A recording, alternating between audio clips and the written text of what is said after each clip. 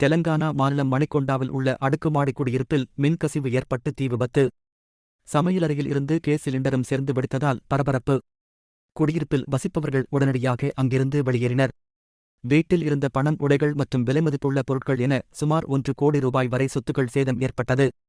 தகவல் அறிந்த சம்பவ இடத்துக்கு விரைந்த தீயணைப்பு வீரர்கள் 1 மணி நேரம் போராடி தீ அணைத்தனர். விபத்து தொடர்பாக போலீசார் விசாரணை.